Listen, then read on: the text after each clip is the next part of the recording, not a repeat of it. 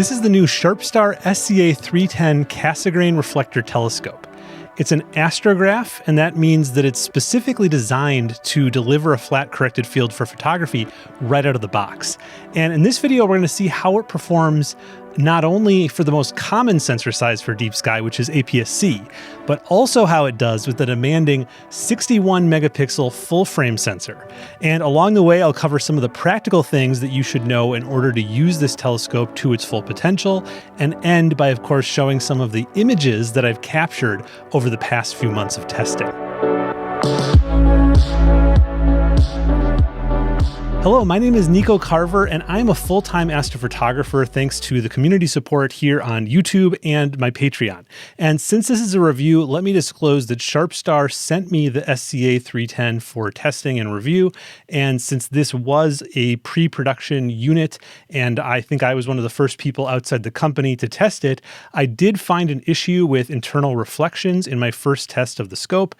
Sharpstar then promptly addressed that issue by sending an extension to the primary baffle, and that completely fixed the problem. And Sharpstar told me that this baffle extension ring will be factory installed in all future production runs of this telescope, or sent for free if you buy the telescope in the first production run. And that's the only major issue that I found while testing.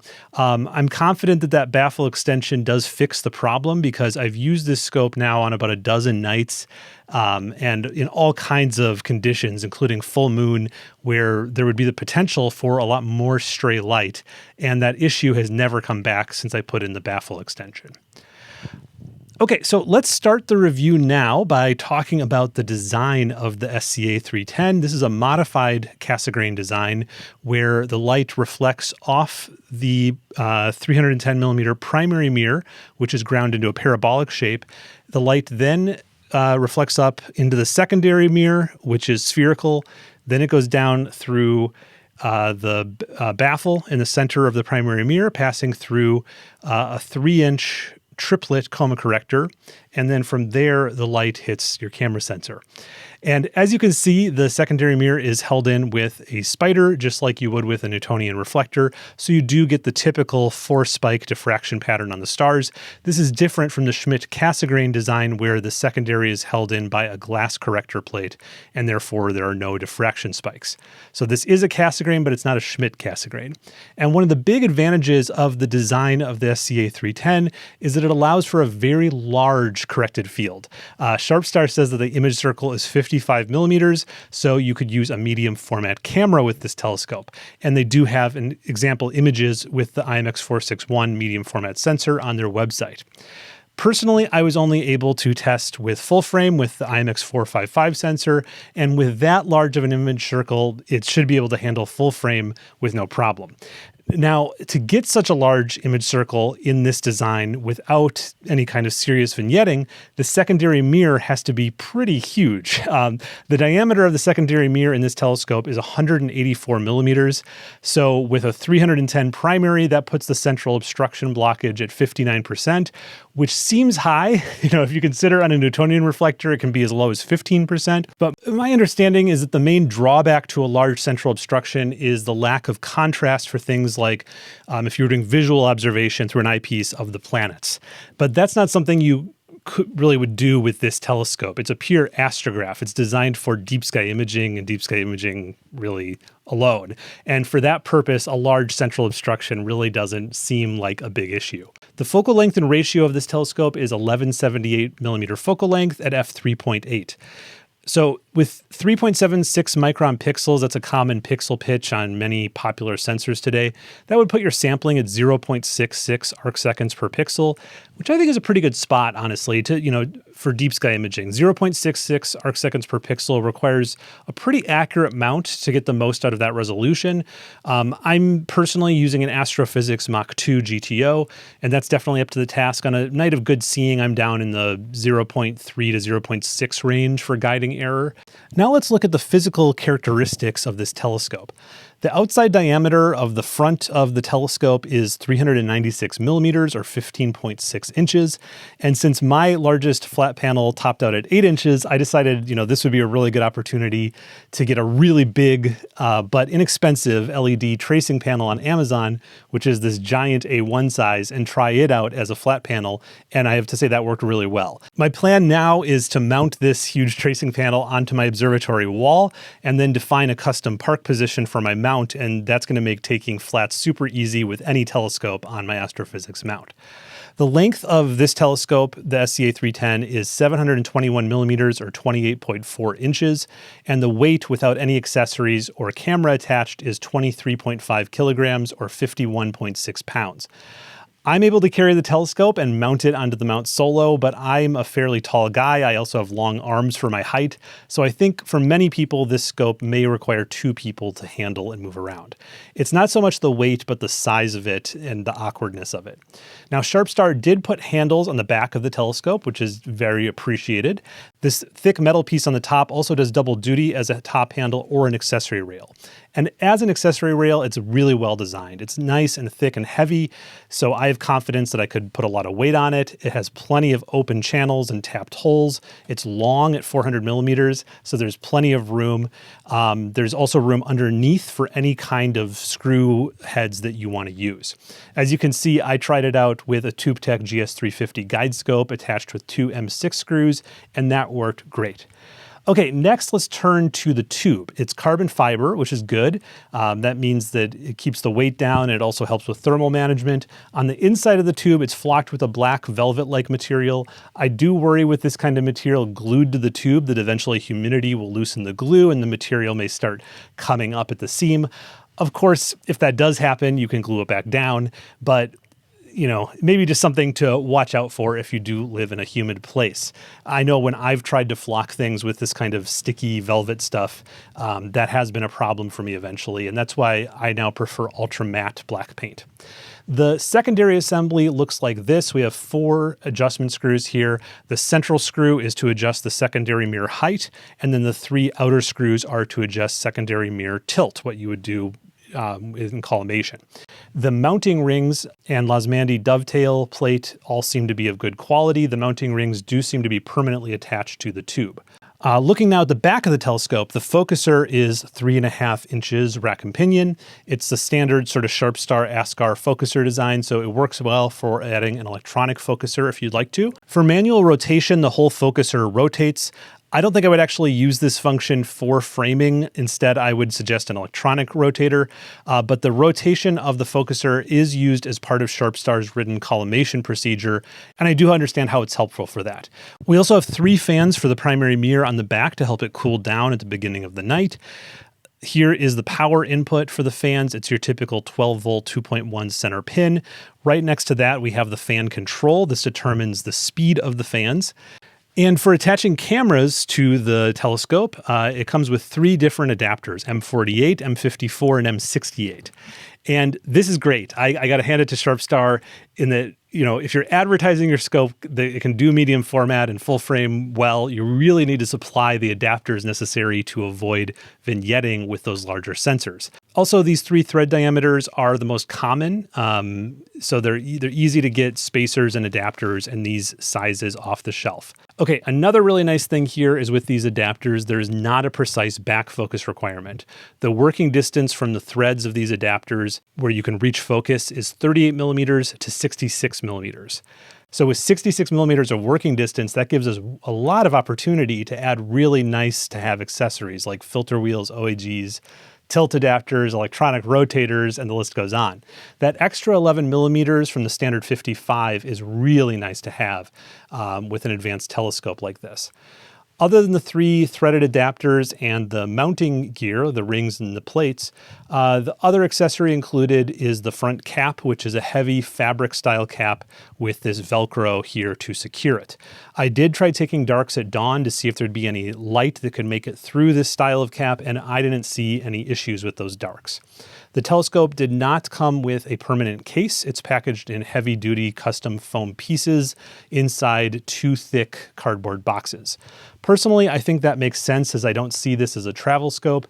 I imagine most people who purchase this will be setting it up in an observatory like I have, but I would recommend keeping the original packaging. So if you ever sell this or ship it to a remote observatory, then you have a secure way to ship it. Okay, next let's talk about collimation. Sharpstar states in their manual for this telescope that the telescope is factory collimated and of a fixed design. So in a perfect world, you could just start using it without collimation. But they acknowledge due to impacts, from shipping, it will probably, or it may get bumped enough to arrive out of collimation, and then the user has to collimate it. So to test that theory out, I shot a couple nights of data before even attempting collimation, and I can confirm that collimation was not perfect on arrival. So if you get this telescope, I would expect that you will have to collimate it yourself. And to do that, I would highly suggest you buy an OCAL, which is a specialized electronic collimation device that uses a calibrated camera and specialized software. They sell the OCAL for about $250. And Sharpstar's written collimation instructions in the manual actually assume that you are using an OCAL. I tested all of Sharpstar's written collimation instructions. The parts that were relating to the OCAL were very well done, easy to follow. At the end, they had some instructions for collimating with the actual stars, alternating between a tilt analysis and an out of focus star analysis. And I tried these instructions on several different nights. I never got these instructions to work correctly. That maybe was a me problem, but in any case, the OCAL collimation on just the secondary mirror was how I could get the telescope to work best. In my experience. For the primary mirror, what I found is Sharpstar states that having the primary mirror collimation screws all the way tightened is the factory reference height. And whenever I tried loosening these screws up and out of the factory reference, bad things happened. I've not found that I can improve collimation over the factory default, which is, again, these screws fully tightened. This was not true, though, of the secondary mirror. There's no set point there. And secondary collimation using the OCAL with the instructions in the manual, I was clearly able to improve collimation from poor to acceptable. And once you're collimated, it holds that collimation really well. I have not found that I had to recollimate from night to night. Next, let's talk about the price of this telescope and also what kind of mount you need to support it. The price at time of recording for the Sharpstar SCA310 is $7,995 US. So about $8,000. And that makes it the most expensive telescope I've reviewed. I'm sure I'm going to get comments suggesting that you can get a 12-inch f4 Newtonian, an upgraded focuser, and a 3-inch coma corrector with pretty similar specs to this on paper for a fraction of the price. And that is true, but that's a tricky comparison because in reality, things are always going to be more complex. If you had the Newtonian and this side by side and actually start using the telescopes, you'll see that in terms of mechanics and ease of use and things like that, that the SCA310, there's good reasons for the price. With this telescope, you can literally collimate it with an OCAL, attach your full frame camera and filter wheel and accessories and all that, and expect a well-corrected, clean image out of the box. I think the other benefit to this telescope over some other 12-inch designs is the ability to go to medium format. Like I said, I wasn't able to test that, but it would be a really interesting combination, medium format at 1178mm focal length at f3.8. Now let's talk about the mount needed to run this telescope. The only mount I have in my stable here that I'm comfortable running this telescope on is the Astrophysics Mach 2 GTO. Using Astrophysics handy graphic here for the Mach 2 that accounts for both weight and height of your setup, I'm clearly in the safe area of the chart here. For reference, I'm using 56 pounds of counterweights, that would be 25 kilograms, and they're pretty much at the bottom of the counterweight shaft to reach balance. I did look into the Warp Astron WD-20P, which I've been testing, and like Astrophysics, Warp Astron also produces a handy graphic to determine safe loads that accounts for both weight and height, and this is on their website for the WD-20P. And for that mount, this scope is actually well above the maximum capacity. Even though the weight is within spec, the problem is that due to the size of the telescope, it would go far above the max torque that the mount is specified for.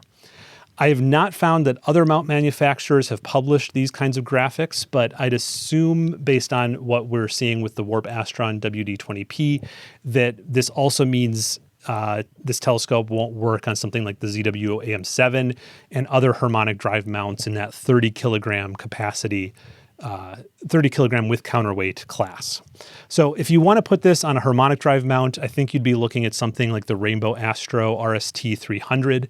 In traditional equatorial mounts, you have a lot more options. The Ioptron SEM 120 or the Skywatcher EQ8R would both be more affordable options that come to mind. And then there are plenty of premium options from brands like Astrophysics, what I'm using, Lasmandi, Software Bisque, TwinStar, JTW, 10 micron. All right, so let's get on to the image analysis now. So the images I'm about to show were taken over multiple different nights. So these are the tech details that stayed consistent, but then I'll also share some image-specific tech details as we go. Here is just a single frame straight out of camera, one-shot color of M81. I'll make it full frame so you can see it in full detail. Not a whole lot to say about this image. I think that it looks pretty good for a single 3-minute sub. You can look at an aberration inspector. So this just takes a few hundred pixels from the center and the corners and the sides of the image, just to let us see in a little bit more detail what's going on. And again, this looks pretty good. The stars all look reasonably sharp now. I can zoom in just a little bit here. You can see on these larger stars, these happen to be on the side, but I think it's true across the frame. The star profiles on this telescope are not like perfectly crisp. There's like a little bit of softness around the stars. And I think when we get to the processed images where they've done, like a multiple hour integration, we'll see there's some little extra spikes and things around the star when you really zoom in on them like this. Okay, now this is obviously mono and narrowband, but the other difference is the one before was an APS-C size sensor, and this one is full frame. So I'll also make this full screen here so you can see what a single full frame result looks like straight out of camera.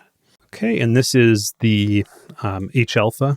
And you can see even in a single exposure, we're picking up a lot of nice detail here this is the Crescent Nebula.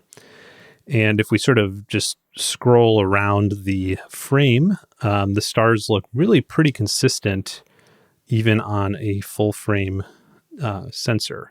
But let's look at the aberration inspector to see if we can pull out anything there of interest. So looking at this, I think that if I had used a tilt device, there would probably be a little bit of tilt to fix on this left side. The left side, the stars look a little bit elongated left to right compared to the right side. Okay, now we're going to look at some of my finished results. So this first one we're looking at here is M81, as I showed you before. So this was just a single frame, and then this is after 4 hours and my processing on it. It was 80 3-minute subs, average seeing, average transparency, no moonlight from a Bortle 3 sky.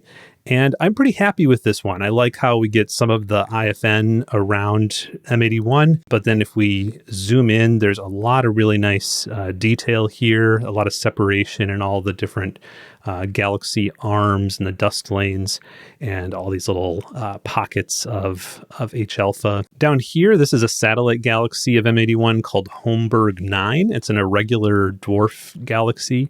And I like how with, this much resolution, it's like we're seeing all these like little individual stars in Holmberg 9. Every other time I've shot M81, I think this just comes out as sort of a little blue blur down here, but I like how detailed that is. And then in terms of the stars, I really like how well they show their color, and there's a nice through the halo and of course the diffraction spikes. If we really zoom in on them, you can see part of the reason that I said the star profile is a little bit messy is because we do have this extra spike right here, and then also a little extra spike here.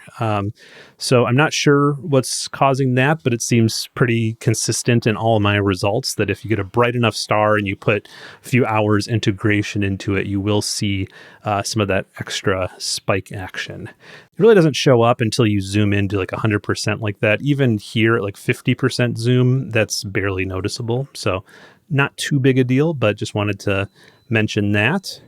And I think that's all I have to say about this image. I think it's probably my favorite of the batch, which is why I'm showing it here first. Okay, this is another Messier object. This is Messier 13, which is I think one of the biggest globular clusters in the northern hemisphere. This is in Hercules. And I think this one came out pretty well too. Maybe not quite as good as M81, but M81 I got 4 hours in, and this one I only got 3 hours in. And also it wasn't new moon, it was like quarter moon. So there was a little bit more noise to deal with.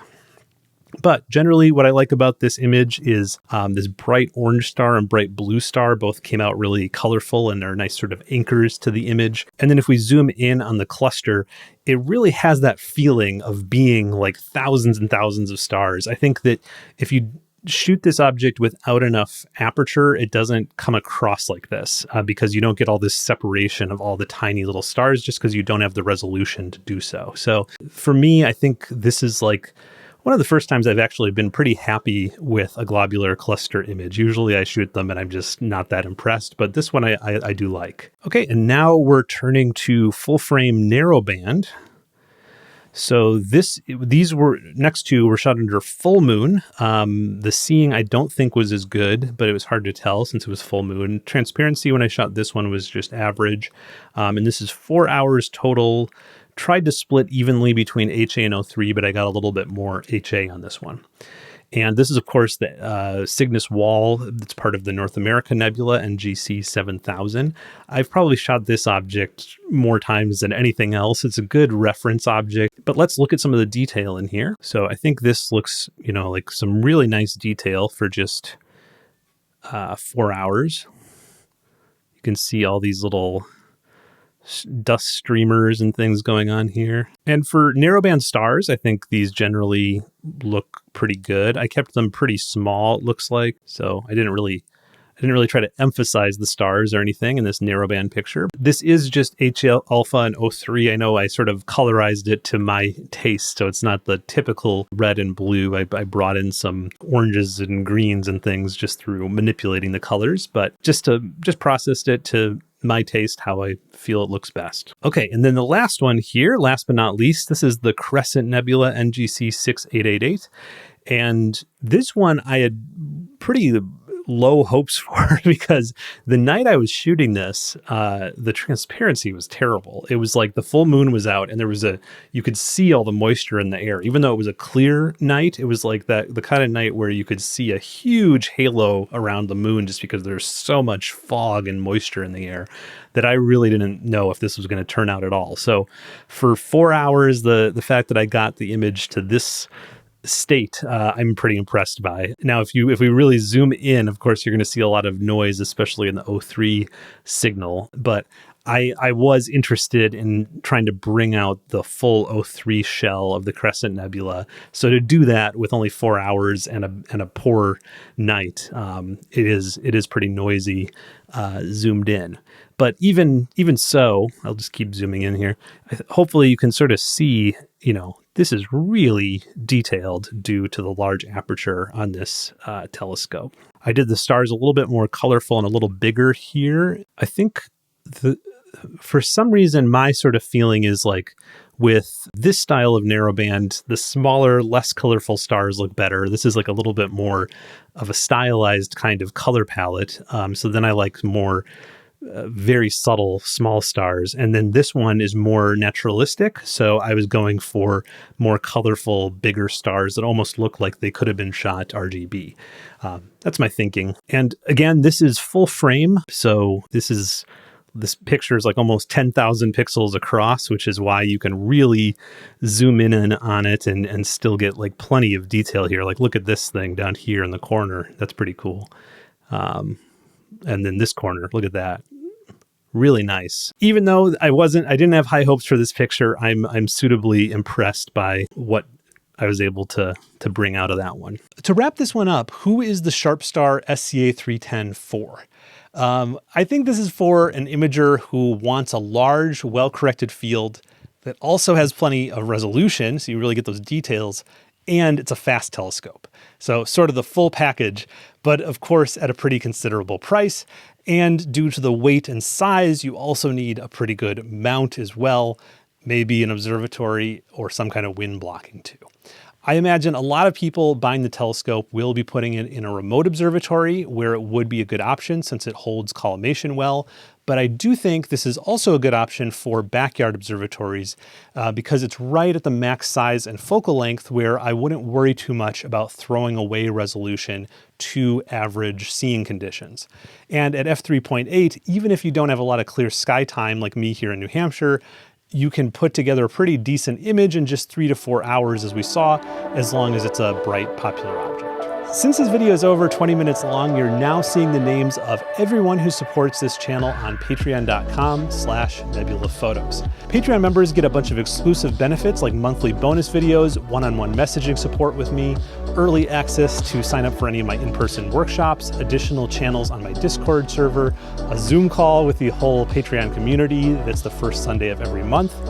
And that's just a list of all the benefits that everyone gets, starting at just $1 per month. There are also additional benefits like early and ad-free videos starting at $7 a month. So I think that it'd be well worth checking out my Patreon if you appreciate what I'm doing here on this YouTube channel. And again, it's patreon.com/nebulaphotos.